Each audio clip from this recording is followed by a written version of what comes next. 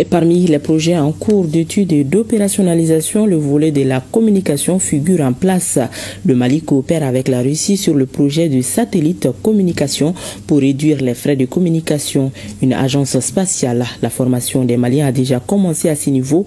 Pour en savoir davantage, écoutons le ministre de la Communication, de l'économie numérique et de la modernisation de l'administration, Alhamdou Ag Eliane, au micro de nos envoyés spéciaux, Sirabachili et Adama Kamara.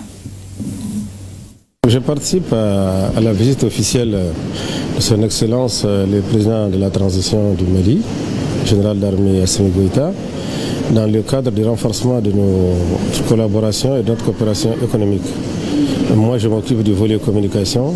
En cela, nous avons deux gros projets que nous avançons avec la Russie. Le premier, c'est celui des satellites. Nous travaillons avec nos frères de l'AES et la Russie pour lancer des satellites, dont un satellite de communication, n'est-ce pas, qui va nous permettre de réduire nos frais de communication, nos frais de transmission, de diffusion de télévision, de radio, permettre aussi de communiquer sur nos télévisions, sur nos radios, sur nos véhicules, nos bateaux et nos avions. Et également, le second, c'est des détections terrestres.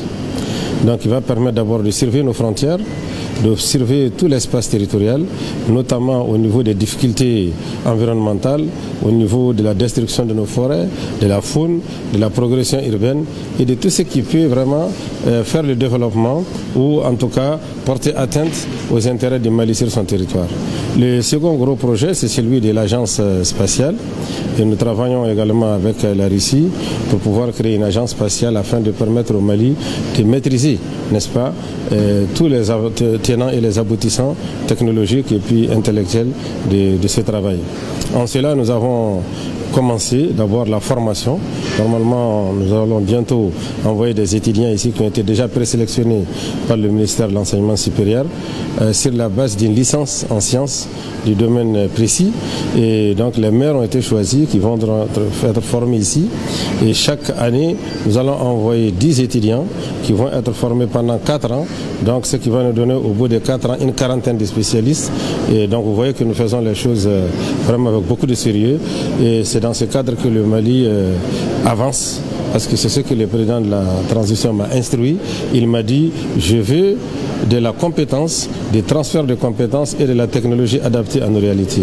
Et nous travaillons à cela avec nos autres frères de l'AES. La communication qui est donc un volet très important de la chaîne, on peut le dire ainsi, ça voudrait dire que ce sont de nouvelles orientations pour améliorer le système de communication au Mali et au sein de l'AES.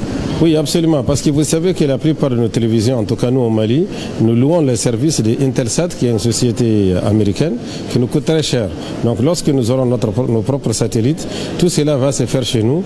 Même nos opérateurs de téléphonie que vous connaissez, Malitel et autres, sont tous en train de travailler avec ces opérateurs-là, qui coûtent très cher. Donc lorsque nous aurons notre satellite sur orbite et que nous allons gérer à partir de notre agence spatiale, tout sera fait par les Maliens pour les Maliens et beaucoup moins cher pour les Maliens naturellement.